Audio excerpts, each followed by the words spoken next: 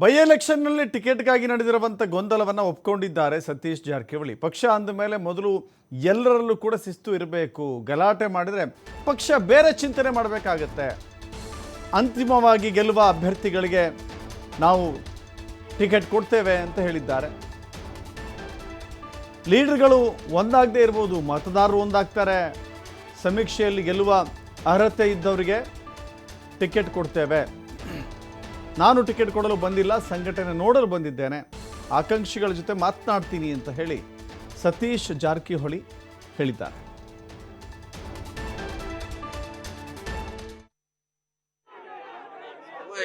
ರಾಜಕಾರಣಿ ಅಂದ್ರೆ ಇಲೆಕ್ಷನ್ ಅಂದ್ರೆ ಹೊಡೆದಾಟ ಎರಡ್ ಮೂರು ಗುಂಪಿದ್ದಾಗ ಇದು ಸ್ವಾಭಾವಿಕ. ಘರ್ಷಣೆ ಇದ್ದಾಗಣ ಅದು ಜೋಶ್ ಇರ್ತೈತಿ ಎಲ್ಲಾ ಕಡೆ.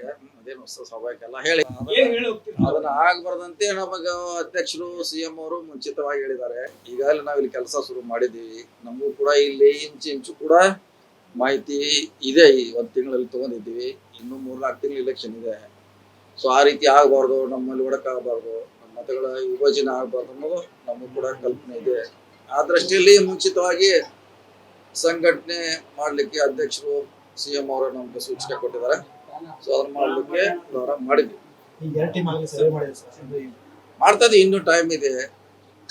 ಇನ್ನು ನಮ್ಮ AIC ಸರ್ವೆ ಮಾಡ್ತಾರ, ಅವ್ರು ಮಾಡ್ತಾರ. ಅಂತಿಮವಾಗಿ ಟಿಕೆಟ್ ಕುಡ್ದು ಬಿಡುದು ಅದು ಅಲ್ಲಿ ತೀರ್ಮಾನ ಆಗುತ್ತೆ. ಇಲ್ಲಿ ಈ ಮಟ್ಟದಲ್ಲಿ ಆಗೋಲ್ಲ. ಕೇಳೋರೆಲ್ಲ ಕೇಳಲಿಕ್ಕೆ ಸ್ವತಂತ್ರ ಇದ್ದಾರೆ, ಕೇಳ್ತಾರ. ಅಂತಿಮವಾಗಿ ಅಧ್ಯಕ್ಷರು ಸಿಎಂ ಅವರು ಇದ್ದಾರೆ, ನಿರ್ಣಯ ತಗೋತಾರ. ಕೊಟ್ಟಿದ್ರಲ್ಲ, ಇಲ್ಲೇ ಕೊಟ್ಟಿದ್ರಲ್ಲ, ಕೊಟ್ಟಿದ್ವಿ. 4 ಸಾರಿ ಕೊಟ್ಟಿದ್ವಿ, 5 ಸಾರಿ ಕಂಟಿನ್ಯೂ ಸತತವಾಗಿ ಕೊಟ್ಟಿದ್ವಿ. ಇಲ್ಲ, ಅದು ಅಂತಿಮವಾಗಿ ನಾವು ಚುನಾವಣೆ ಮಾಡೋದಷ್ಟೇ ನಮ್ಮ ಜವಾಬ್ದಾರಿ. ನಾವು ಬಂದದ್ದು ಚುನಾವಣೆ, ಸಂಘಟನೆ, ಯಾರು ನಮ್ಮ ಜೊತೆ ಇಲ್ಲ ಅವ್ರು ನಮ್ಮ ಪಕ್ಷಕ್ಕೆ ಸೇರ್ಪಡೆ ಮಾಡ್ಕೊಳ್ಳಿಕ್ಕೆ ನಾವು ಬಂದಂತ ಕಾರ್ಯಕ್ರಮ. ಟಿಕೆಟ್ ಕೊಡೋದು ಬಿಡುದು ಅದು ನಾಳೆ ಟೀಮ್ ಬರ್ತೈತೆ. ನಾಳೆ ಟಿಕೆಟ್ ಕೊಡೋದು ಟೀಮ್ ನಾಳೆ ಅಥವಾ ನಾಳೆ ಏನೋ ಬರ್ತಾ ಇದೆ. ನಾಳೆ ಬರ್ತಾರೆ. ಬಣ್ಣಗಳು ಒಂದಾಗದೆ ವೋಟರ್ ಒಂದಾಗ್ತಾರೆ. ಲೀಡರ್ ಆಗದೆ ಇರಬಹುದು, ಗ್ಯಾರಂಟಿ ಹೇಳಕ್ಕೆ. ಪಕ್ಷದ ನಿಲ್ಲುವ ಅವಕಾಶ ಇದೆ. ಅದೇ ನಿಂಗೆ ಹೇಳಿಕೆ ನಾವು ಟಿಕೆಟ್ ಕೊಡದೆ ಪಕ್ಷದ ನಿಲ್ಬಹುದು, ಅದು ಚಾನ್ಸ್ ಇದೆ. ಆದ್ರೆ ವೋಟರ್ ನಮ್ಮನ್ನು ಬಿಟ್ಟು ಹೋಗಲ್ಲ ಅಂತ ವಿಶ್ವಾಸ ನಮಗ. ಏನೂ ಆಗಲ್ಲ ಈ ಸರಿ, ಏನೂ ಆಗೋಲ್ಲ. ಕಾಂಗ್ರೆಸ್ ಪಕ್ಷದ ವೋಟರ್ ಇರ್ತಾರೆ. ಲೀಡರು ಸುಮ್ಮನೆ ಇರ್ತಾನ, ಹಿಂದಿನವ್ರು ಕೂಗಿರೋ ಮತ್ತೆ ಅವನೇನ್ ಮಾಡೋ. ಲೀಡರ್ ಮ್ಯಾಗ ಹೆಂಗ ಆಕ್ಷನ್? ಅವ್ನು ಕೂಗಾಡ್ ಮಾಡಿಲ್ಲ, ಲೀಡರ್ ಕೂಗಾಡ್ತಿಲ್ಲ. ಅಲ್ಲಿ ಅವ್ನು ಫಾಲೋವರ್ಸ್ ಮಾಡ್ತಿದ್ದಾರೆ. ಈ ಸಲ ಅದಕ್ಕೆ ಅವಕಾಶ ಇಲ್ಲ. ಮತ್ತಷ್ಟು ಮಾಹಿತಿ ನಮ್ಮ ಪ್ರತಿನಿಧಿ ಯಲ್ಲಪ್ಪ ನೀಡ್ತಾರೆ. ಯಲ್ಲಪ್ಪ, ಗಮನಿಸ್ತಾ ಇದ್ದೀವಿ, ಶಿಗ್ಗಾವಿಗಾಗಿ ಭಾರಿ ಪೈಪೋಟಿ ಇದ್ದಂಗೆ ಕಾಣಿಸ್ತಾ ಇದೆ. ಅಲ್ಪಸಂಖ್ಯಾತ ನಾಯಕರೇ ಇಲ್ಲಿ ಇಬ್ಬರು ಪೈಪೋಟಿಲಿರೋದು ಭಾಳ ಅಚ್ಚರಿ. ಯಾರಿಗೆ ಟಿಕೆಟ್ ಸಿಗುತ್ತೆ ಸಿಗಲ್ಲ ಅನ್ನೋದಕ್ಕಿಂತ ಹೆಚ್ಚಾಗಿ ಕಾರ್ಯಕರ್ತರು ತಾಳ್ಮೆಯಿಂದ ವರ್ತಿಸಬೇಕು ಅನ್ನೋದು ಭಾಳ ಪ್ರಾಮುಖ್ಯತೆ ಪಡ್ಕೊಳ್ಳುತ್ತೆ. ಯಲ್ಲಪ್ಪ,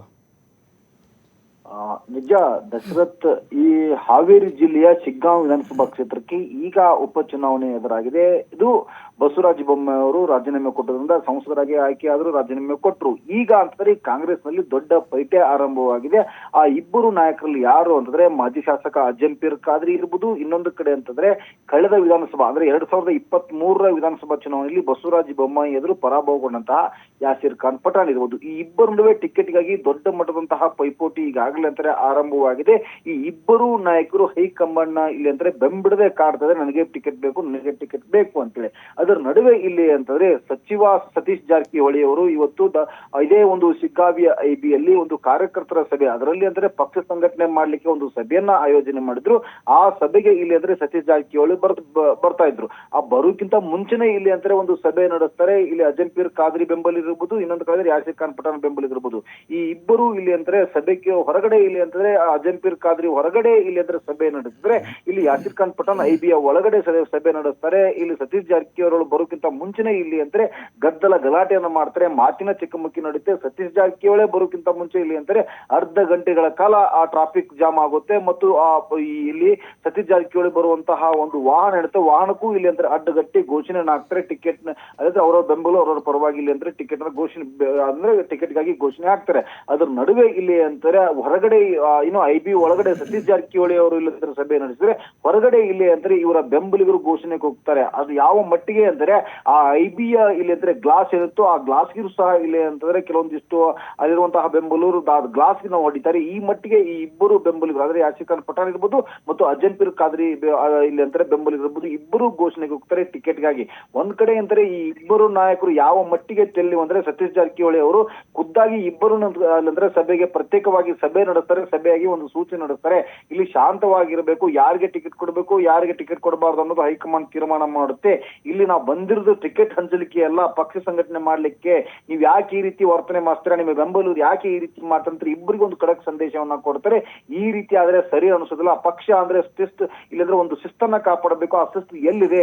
ಈ ರೀತಿ ಆದ್ರೆ ಈ ರೀತಿ ಅಂತಾರೆ, ನೀವಿಬ್ರೇ ಇಲ್ಲಿ ಅಂತಾರೆ ಇಲ್ಲಿ ಕಚ್ಚಾಡಿದ್ರೆ ನಾವಿಲ್ಲಿ ಹೇಗೆ ಗೆಲ್ಲಬೇಕು? ಇಲ್ಲಿ ಅಂದ್ರೆ ಇಬ್ಬರು ಒಗ್ಗಟ್ಟಿನ ಪ್ರದರ್ಶನ ಮಾಡಿ ಯಾರಿಗೆ ಟಿಕೆಟ್ ಕೊಡುತ್ತೆ ಅನ್ನೋದು ಹೈಕಮಾಂಡ್ ತೀರ್ಮಾನ ಮಾಡುತ್ತೆ. ಆದ್ರೆ ಇಲ್ಲಂದ್ರೆ ಪಕ್ಷ ಸಂಘಟನೆ ಅವಶ್ಯ.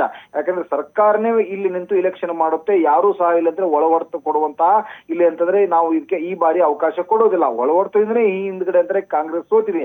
ಈ ಬಾರಿ ಇದಕ್ಕೆ ಅವಕಾಶವಿಲ್ಲ. ನೀವೆಲ್ಲರೂ ಒಗ್ಗಟ್ಟಿನಿಂದ ಪ್ರದರ್ಶನ ಮಾಡಿ ಈ ರೀತಿಯಾದಂತಹ ಒಂದು ಸಾಹಸಕ್ಕೆ ಕೈ ಹಾಕ್ಲಿಕ್ಕೆ ಹೋಗ್ಬಿಡಿ ಅಂತೇಳಿ ಇಬ್ಬರು ನಾಯಕರಿಗೂ ಒಂದು ಸಂದೇಶವನ್ನ ಇವತ್ತು ಸತೀಶ್ ಜಾರಕಿಹೊಳಿ ರವಾನೆ ಮಾಡಿದ್ದಾರೆ. Dasharath, thank you Yallappa.